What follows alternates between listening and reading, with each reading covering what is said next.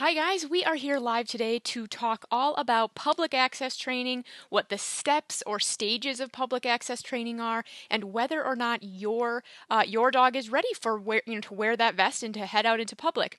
So Leo is almost to the point where we're ready to start public access training. Not quite. We'll kind of talk about that here as we go throughout the video, but he's almost ready, but not quite. So I thought that this was the perfect opportunity to kind of talk to you guys about how I make that decision, what our public access training looks like, and how I make that decision to say, hey, all right, Leo's ready. He's how do I decide when he's ready for that next step in his training? Because rushing public access is absolutely one of the top mistakes that I see owner trainers make. So rushing in general is probably the top mistake, but if we're going to kind of narrow it down even further, rushing into public access and then rushing that training really is going to be kind of the top mistake that I see owner trainers make when they start this training journey with their dog. Now, sorry I'm so late today. We were supposed to start like a half an hour ago, but I have had I'm not at home. I'm at my parents and I'm using their office, and we had kind of some major tech difficulties, so we're going to get into here now, and I've got a lot of stuff to share. So hopefully things are going to stay quiet, but like I said, I'm not in my office, and so we'll see. Hopefully we don't have too many distractions here. Just a second, let me kind of fix this. All right, there we go. So what I want to talk to you guys about today first is, like I said, the stages of public access training. So I see a lot of people kind of jump into putting a vest on their service dog and then jumping into public access. Hold on just a second. Epic, what do you have? Come here. Thank you. Lay down. I've got one of my little personal dogs in here with me, and he has found something plastic to chew on. He's been sitting in this office for the last 30 minutes while I try to get ready for this live, so he's getting a little bit bored with me.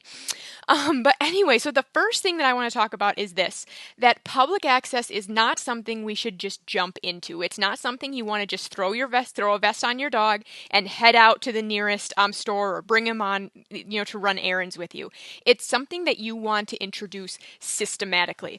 Now, when I think about public access training, I think about how it actually starts way before a dog ever wears a vest and steps into a store.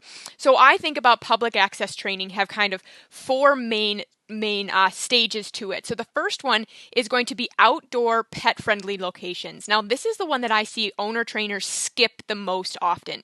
But spending time training in outdoor locations that are pet-friendly, outdoor locations that are open to any dog. So places like parks, places like parking lots, some farmers markets, some places like that are pet-friendly and they allow dogs to come. That's where public access training actually starts. It doesn't start in the mall or in a movie theater or in a restaurant. It starts here. Taking your dog to different parking lots for training, taking your dog to the park down the road, places like that where you are going to take your dog, step off your property, work on focus, work on healing, work on proofing your basic obedience. That starts in these locations. And I see owner trainers skip this step completely and jump straight to Walmart very, very, very often. So this is actually the first step in your public access training. This starts way before you put a vest on your dog. This starts right away, and it's easy to do, and it's something that you should spend a lot of time with. Outdoor pet-friendly locations. Now, the next stage of public access training in my world is indoor pet-friendly locations. So once my dog is being successful in these outdoor pet-friendly locations, he is focused, his basic obedience is going really well, he's walking nicely on a leash, then I can move into indoor pet-friendly locations. Now, what I mean by this is an indoor location that is pet-friendly, right? That other dogs are allowed to be. I don't necessarily mean like Petco or PetSmart, because those actually tend to be really challenging locations for service dogs in training to go. There's lots of dogs, there's lots of smells, there's lots of food, that kind of stuff. I mean places like hardware stores tend to be pet friendly. Outdoor stores or sporting goods stores tend to be pet friendly. Farm stores tend to be pet friendly. So in my area, this stage of training looks like Farm and Fleet, the Gander store, and we have a couple of hardware stores in our area that are pet friendly. So these are locations that my service dogs don't have to wear a vest to go because dogs are allowed to be there. So we start in our outdoor pet friendly locations, then we move to indoor pet friendly locations. And we don't move on to stage 3, which is going to be non-pet friendly, like indoor locations, until my dog is successful at the top 2 there. Now, we're going to talk about what that looks like and how to make this decision here in a second. I just want to go over these stages first. So we start with outdoor pet friendly locations, then we move to indoor pet friendly locations, and then finally we move into non-pet friendly locations. These are places that only service dogs are allowed to go. These are places like Walmart, like Target, like the mall, like the movie theater, right? You know what I mean by like non-pet friendly locations. These are the places that your dog has to be wearing a vest, that as a service dog in training, you need to check your state laws and see if state laws cover service dogs in training in your area. Epic, come. He really finds this little piece of plastic fascinating. Lay down. Lay down, bud. So non-pet friendly locations are next. Now, once my dog is doing well there, I actually split that into 2 separate categories. So then we have places that serve food or places that you cannot leave at a moment's notice. So these are places like doctor's offices, restaurants, errands that it is not easy for you to just leave. Okay, so we start with outdoor pet-friendly locations. These are training sessions. You put your dog in the car specifically to go to the park down the road for training. That's where we start. Then we go to indoor pet-friendly locations. So these are places like Farm and Fleet, for example. You put your dog in the car, you drive to Farm and Fleet specifically for a training session, and then you go home. Then we move to non-pet friendly indoor locations where, again, these are locations and training sessions where you are capable of just up and leaving. So you're taking your dog to Walmart for a training session, not necessarily to run errands. It's this 4th stage where we actually get into places that serve food, places that you cannot leave at a moment's notice. Now, this stage 4, this is something that I see people make a mistake with a lot. They do something like, get permission from their doctor's office to bring their service dog in training. But just because your dog has permission to be there doesn't necessarily mean he's ready to be there. So that's what we're going to talk about here next, is kind of the steps involved. So we're going to go through these one at a time.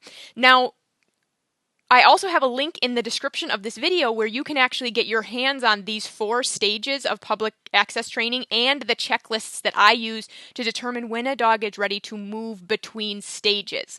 So that is in the description of this video for you to get your hands on. The summary of what these 4 stages are, why they're important, and then the checklists, which we're going to talk about next. All right, so I do have some video coming up here now too. So first, let's talk about these outdoor pet-friendly locations in a little more depth. Okay, so this was that first stage of public access training. And I really do consider public access training to start here, to start in outdoor pet-friendly locations. Places like the park, places like parking lots, and places that any dog is allowed to go. So this is where we start with a young dog. This is where Leo is right now. We are practicing in different parking lots. We are practicing in different parks. We're working on his focus. We're working on his engagement. We're starting to proof his basic obedience skills, things like that. I thought I had a video here ready of this step, but I maybe don't. And that's okay because it's the next 2 videos that are the most important. So this step doesn't really have a ton of prerequisites. You want to always remember that if your dog can't, you want to teach a behavior at home first in a low distraction environment, and then begin proofing that behavior around distractions and in new locations. And that's what outdoor pet-friendly environments are really, really good for. They're good for this kind of in-between. Getting your dog to be able to focus in new places, working on proofing your basic obedience, making sure that your dog can easily engage with you in new environments, making sure that your dog will accept reinforcement in new environments. If your dog isn't accepting treats, you're not ready to be moving into pet-friendly environments. So this is the first kind of stage here, right? Is these outdoor pet friendly environments. This looks a lot like any old training session you would do at your house, but we're doing them off the property. So then we start to talk about indoor pet friendly locations, and this is where it starts to look a little bit more like public access training, kind of in quotes there. Now, this is where I want to talk a little bit about how do you know when your dog is ready to move into this stage? Because you don't actually want to just jump into this stage without any preparation. So with my dogs, and like I said, you can get your hands on this checklist in the description of this video. So before I want my dogs, or I bring my dogs into a non-pet friendly environment, I want to make sure that they can check off all the criteria on this list. So I have things on the checklist that are simple. Is the dog house trained? Is the dog friendly with other people? Friendly with other dogs? Readily accepts reinforcement from me in new environments and easily engages in new environments. Stuff like that. So I want to show you this video. This is Kenzie and her very first, make sure I've got the right one. Yep, this is her very first trip into a non-pet friend, or into a pet friendly store, excuse me. So this is Kenzie and her very first trip into a pet friendly store. And I want to show you this because this is what these training sessions should look like. Okay? She already knows how to walk on a leash. She already knows how to offer me her attention. She already knows how to take food in this environment. Her and I can walk together on this very loose leash very fluently. If she couldn't do these things in this parking lot, we wouldn't be ready to go into this store. So what I want you guys to see here is this is not totally perfect. She's coming out of heel position a little bit. You see there she actually hit the end of her leash. She's air sniffing a lot. But she's very engaged with me. She's very focused with me. She's accepting the treats, and I click, and she's instantly looking back at me. Now, what I did there, and we'll go back and watch this again, is she kind of became distracted by those people off in the distance, so I stopped moving. And only when I have her attention back on me will I begin to move forward again. Now, this is what public access training in this stage should look like. If you are trying to go, so her and I are going into Farm and Fleet. If she were pulling on her leash, if she was not responding to her name, if she was not responding to the clicker, so if I clicked and she did not look back at me, if she wasn't taking food, we would not go in. Those are not things to teach and address inside the store. Those are things to teach and address in stage 1, which is outdoor pet-friendly environments. Okay, so she's getting a lot of treats here. See, she's still earning a lot of treats. She's trying to sniff the ground. You're gonna see her kind of pull towards people a little bit. That's all fine. At this stage, I don't expect her to be perfect. What I do expect is for her to be easily engaged with me. I expect for her to be easily food motivated, and I expect her to be responding to known cues. If she can't do those things, she is not ready for this step in training. So what I see people do a lot is try to teach their dog to walk nicely on a leash in Farm and Fleet, or teach their dog to focus in Farm and Fleet, or teach their dog to be able to ignore distractions in Farm and Fleet. Those are things that need to be addressed in pet-friendly outdoor locations, or places like your vet office. Places like your vet office are great places for training and working your dog into public access. So in our academy, we actually have members regularly utilizing their vet office for public access training well before their dog is actually ready for this step. And like I said, I have that checklist available for you. So the checklist I made sure Kenzie could do before we walked into this training session for the first time, that is available for you in the description of this video. And it's the same one that I give to my Academy members. It's the same one Leo and I will be going through to make sure he's ready to go into some place like Farm and Fleet for the first time. So here you're going to see this part of this training session here. You're going to see Kenzie's getting a little distracted. We're kind of seeing some people in the aisles, and it's a little bit harder for her. this whole training session, you guys, is 5 minutes. We're 3.5 minutes into a 5-minute training session. This is a very short training session. But if you want to notice here as we walk through this aisle, that yes, she becomes a little distracted by these people. She wants to go say hi. She's getting a lot of treats to be a good girl. But notice how she can, in fact, ignore these people. Like I said, ignoring people is not something she's learning here for the first time. This is something we practiced in parking lots. We practiced in, so, here you can see she became quite distracted by that other dog. She really wanted to go say hi. There she tried to eat something off the floor. But these skills, we teach these skills at home. We practice them in outdoor pet-friendly locations, and then we move to indoor pet-friendly locations. So that was it. This was her entire first trip to a pet-friendly location. We're at 4 minutes. We're heading outside. The last minute here is us walking to the car. And as you can see, or as you saw, there were no fireworks. She never barked. She never tried to drag me to see somebody. She never ignored me completely, because we worked on all of that before we ever stepped foot into this store.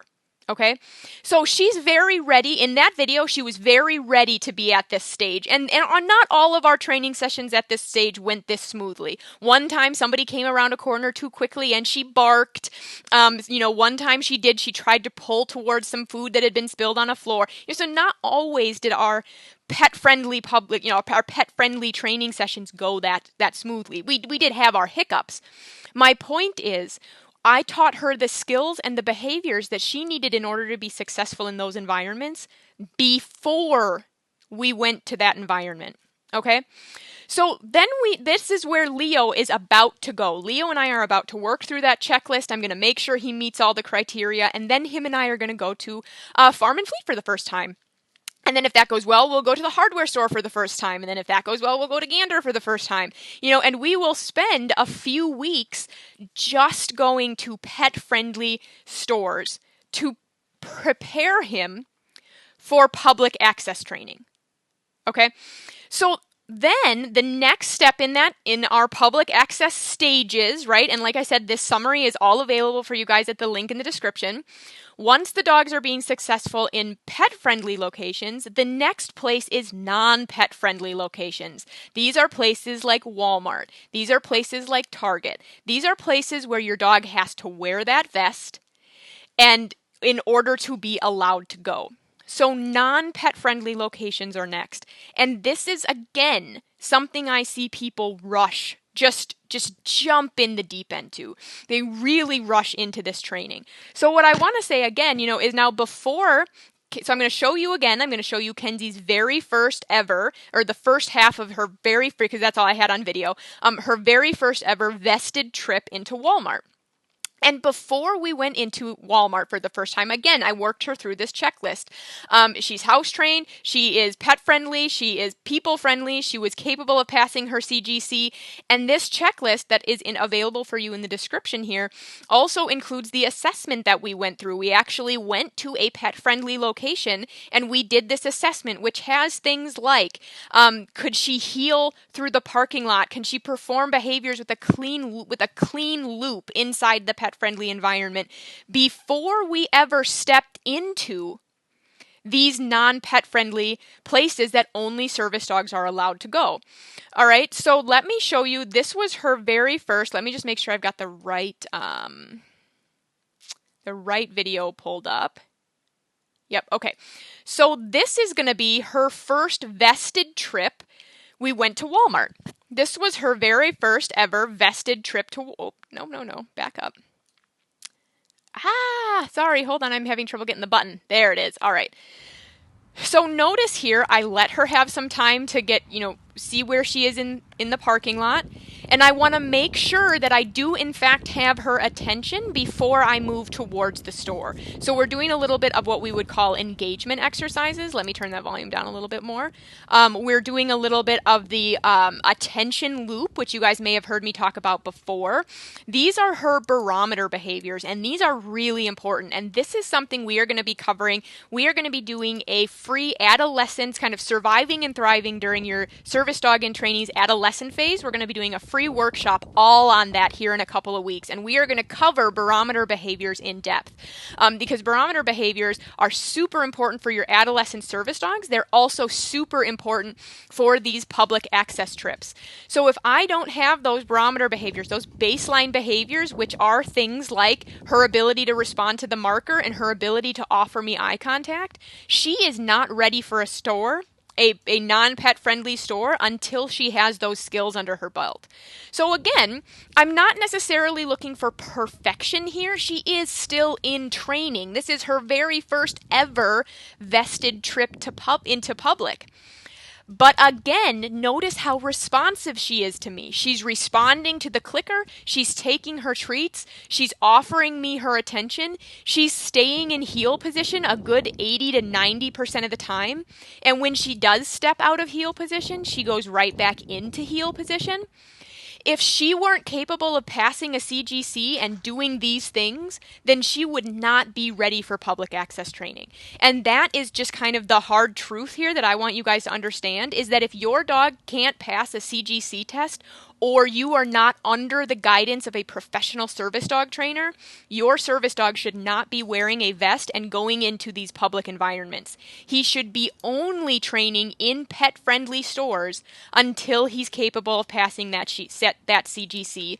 And of course, the checklist that I have available for you in the description of this video, it does have CGC on there, but that's only one of the things that I look for when I'm determining if a dog is ready for vested trips into public. It's not the only thing. So you see here, you guys, as we're walking through these aisles and we're walking through these, we're passing people, she's ignoring the merchandise, she's ignoring the people, she's healing nicely, because we worked all of that out in pet-friendly environments before I ever put a vest on her and walked into Walmart for the first time. And then this is so right there, so we're about to the end, because this is where my phone rang, and my helper answered it, and that's all of the video I have of her very first ever trip to public, a vested trip to public. But again, this whole training session, we went into Walmart for about 5 minutes, and then we left Walmart. And we went home, and her very first trip to Walmart was only about 5 minutes long.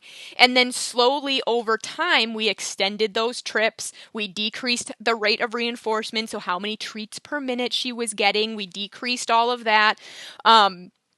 We cleaned things up. She's still very much in training in the video you just saw, because it's her very first ever vested trip to public. And how I determine when they're ready for that vested trip is because they already have the skills that make it possible to do that training. Okay? Walmart is not the place to teach your dog to ignore other dogs, or to teach your dog to ignore other people, or to teach your dog to walk nicely on a leash. Okay? You have to start all of that much sooner. Public access training starts here in outdoor pet-friendly locations. It starts in a parking lot. It starts at the park down the road. It starts by going to your vet office and practicing healing and practicing your basic obedience. Then we move to indoor but pet-friendly locations, places like Farm and Fleet, places like hardware stores, places that dogs are simply allowed to go. And it is not until your dog is being successful in those locations is your dog ready for non-pet friendly locations. Places like the mall, places like Walmart, places like Target. That's what we think about with public access training, like I said, but public access training starts well before you ever put that vest on your dog and you bring them into public. So Other things to think about as you begin public access training are, of course, going to be your state laws. So, federal laws, the ADA talks about fully trained service dogs. It does not talk about service dogs in training. That's something you have to look at your own state laws for. Some state laws, allow service dogs in training to go into public. Other states don't, and then you have to train in just those pet-friendly locations. So you want to look at your laws. Whether or not your dog is ready to move between the stages. That's what like I said, I have this checklist available for you in the description. So actually what sometimes I forget I can do is let me share my screen with you here for a second. And so this is what you guys can get your hands on at the link in the description, the Public Access Training Readiness ebook. This is something that we do have in our academy for our academy members. This is something that I provide for them. And this is something, like I said, I work through. I'm going to move myself up there. I do work through these same checklists with my own dogs, with Leo. So here we have the, public access stages: outdoor pet friendly locations, indoor pet friendly locations, non-pet friendly locations, all of those things. And then these are the checklists. So the pet friendly readiness assessment and the public access training readiness assessment. These are you can get your hands on this by clicking the link in the description of this video. So we do have a couple of minutes here. I see we've had some questions. If anybody else has any questions about what we talked about today, go ahead and throw them into the comments here. And I have just about 5 minutes before this office is going to be taken over. So we have a couple questions. You mentioned at these indoor pet-friendly locations that your dogs don't have to wear a vest, but do you choose to have your dog vested so that they can get used to it in public? So this is a good question. So should your dog be wearing a vest when you're kind of at that, like if you're going to Farm and Fleet where your dog is allowed to be, should he be wearing a vest? This is kind of a loaded question. It's not necessary, so you don't have to. And actually, I think somebody did ask here, it was a question here. Service dogs are not required to wear a vest or any form of ID. So that's something that you want to look at, the state laws in your area. I think that it is good etiquette. I think that you will get less issues with public access with I can't think of the word I'm looking for. Just access issues in general. You'll have less access issues in general if your dog is wearing a vest. So all of my students and all of the fully trained service dogs I wear, they do wear vests when they're in public all the time. In a pet-friendly location, though, all dogs are allowed to be. So in the video that I just showed you at Farm and Fleet, Kenzie was not wearing a vest.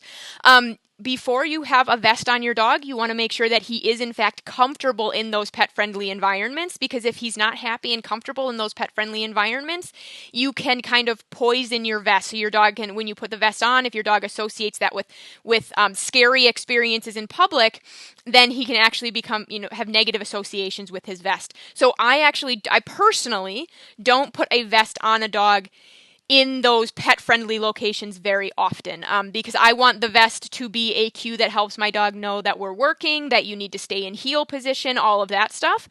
And so just as with any other training, we teach the behavior first and then put it on cue. So I like to only put the vest on my dogs not in the very beginning of going to these pet-friendly stores. They always wear a vest if they are in stores that are only open to service dogs. But we don't always wear vests if we go to Farm and Fleet for training. Like Kenzie's very first trip to Farm and Fleet, she was not vested. Leo's very first trip to Farm and Fleet, he won't be vested. But he will always be vested when we go to Walmart or Target or the movies or anything like that. Okay, and then we've got some comments that it's just nice to see what these training sessions should look like. Sunlight asks, when Kenzie had her first outing, I can do this. We can put these on the screen. When Kenzie had her first outing, so it was that first video we watched of her going to Farm and Fleet, was that the only place you brought her that day, or did you do a few different stores in the same day? No, we just went to that one place. Public access, along with being introduced systematically, like we talked about today, starting with outdoor pet-friendly locations and indoor pet-friendly locations, all of that stuff, it should also be introduced slowly. So that 5 minutes at Farm and Fleet, that wore her out. She slept for the rest of the day because it took so much effort for her to focus during that 5-minute training session. And then as she got more and more experience in public, it became less exhausting. Our trips were able to become longer, until she was capable of going multiple places in a row. But absolutely, like in the beginning of her public access training in pet-friendly locations and then again in non-pet-friendly locations, we're going to keep those training sessions very, very short, 5 to 10 minutes at most, and it will be that only outing. And again, this is something we talked about last week, you guys. We were talking about, working with adolescent dogs in public access, is that when you signed up to Owner Train, this is what you signed up for putting your dog in the car and driving all the way to Farm and Fleet for a 5-minute training session and then driving all the way home. That is what service dog training looks like. Okay, it looks like we had to drive 30 minutes to that Farm and Fleet. So we put Kenzie in the car, we drove 30 minutes to Farm and Fleet, we were in the store for 5 minutes, and then we went home. Okay, that's what service dog training looks like. And then as they become more successful, as they're able to check off all the things on the checklist, we will slowly lengthen the amount of time we're in public and all of that stuff. Okay, and then... So then here's a question. What do you do when kids are the biggest distraction and shiny things? I try to work with him around grandkids. He does fine. Overly friendly with the kids and scared of shiny things or reactions. Okay, so again, that's something that we need to address first. That's not something we're going to address in Farm and Fleet for the first time. We're going to address that, working around kids in general. That's one of those things you want to introduce at that very first stage of public access training. That very first stage of outdoor pet-friendly locations. That's where we introduce distractions like this. Now, how to work through distractions like this is a topic for a different live, and so we can talk about some of that here, and we'll also be talking about some of that in our upcoming adolescent service dog training free workshop that we've got coming up here in a couple of weeks. So when you follow the link to get the checklist we talk about today, if you fill out that form, you'll get the checklist, and you'll also get all the updates on the on that workshop, so that you'll get all the dates as we finalize them and everything like that. Okay, so working around kids is kind of a topic for a separate live, but if your dog is easily distracted by kids and is not if he's easily distracted by kids and he's pulling towards them or something like that, then he's not ready to wear a vest and go out into public. He's only ready to be working in pet-friendly locations until after you solve that training problem. Okay, so somebody said, Kenzie's tail, can it wag any faster? She's so excited and happy. Yeah, Kenzie's very excited and happy. And what I want you guys to, and I can pull that video up again here really quick, that is actually a really important, not that one, this one, is a really important takeaway as well, is that look at her body language. So in these videos, you can see her tail is wagging, her ears are forward. This dog is showing very happy and relaxed body language. And public access, one of our goals is to create a dog who is not only well behaved and easily focused and responds to all their cues and everything like that, but is confident and happy. So I see a lot of videos from well-meaning owner trainers who just don't know what they're looking at yet, who just like I didn't know when I first started, of dogs who are very nervous to be in public. You are looking for not this exact body language, because every dog's body language is a little bit different. So not all dogs, some dogs have a curly tail, some dogs have, pointy ears, things like that. But if you notice, Kenzie's body language here is very happy and very confident. So she's got her ears nice and happy, her tail is nice and happy, her whole body wags. She is not nervous about being in this environment. And if she were nervous about being in this environment, that's something that we would want to work through, before she ever wears that vest and goes into non-pet friendly locations. So along with obedience and focus and all of those things, we need to address confidence and that kind of mental state that goes along with being a service dog, that needs to be addressed in these locations as well. And so if she were nervous here, we would if she had been fearful, which every now and then, I do have service dogs who become nervous of things like this automatic door, or we get inside and they go a little bit like, oh, I'm a little bit unsure here. That's a topic for a separate live on how to work through some of those nerves and build confidence. Actually, we have a whole free 90-minute web class on building confidence in service dogs. I will put the link in the description of this video as well when we get off here, the link to that. But that 90-minute web class will talk all about confidence building and confidence boosting and stuff like that. But confidence building, again, is one of those things we address in this stage of public access training. We want to address confidence in this stage, in these pet-friendly environments, before she ever puts on a vest and goes to Walmart. By the time she puts on a vest and goes to Walmart, her obedience should be pretty well ironed out. Her confidence should be pretty well ironed out. Like I said, I don't expect her to be perfect. She's going to need to spend, 6 to 12 months on public access training. But we need to have a lot of those kinks ironed out before she puts on a vest and she goes into these non-pet friendly locations. We need to work at this level before we get to that. Okay. And then we've got somebody here who says, Adriana says, my service dog hates getting his vest on. So again, that's something that you want to then address. That's something we want to teach before we're bringing our dogs into public. And a lot of dogs don't actually enjoy putting their vest on. That's something, again, that we teach in the academy.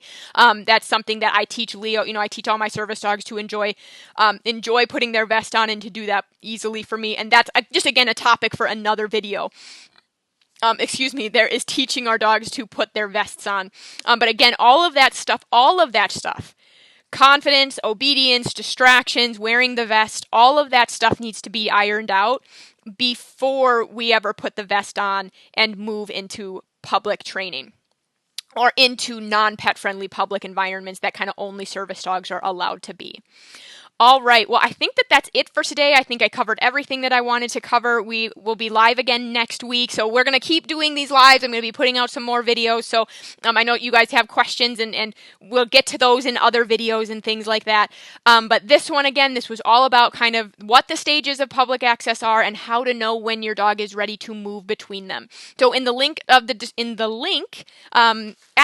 the description of this video, you can get the checklist. You can find the web class on confidence building and all of that stuff. We'll put those links in the description of this video for you. So if you guys have any other questions at all, of course, ask them inside our free service dog training group, Train Your Service Dog with Confidence. That's going to be the best place to get your questions answered. And then I will see you next week when we do our next live. And then stay tuned because very shortly we're going to have details on that adolescence, kind of surviving and thriving during your dog's adolescence phase. We're going to do a whole free workshop on that. So I have taught some webinars on the topic in the past, and this time around, we're going to do a whole 2-week free workshop up on that. We're going to really kind of fill it out. I know a lot of people struggle with adolescence, and you are not alone.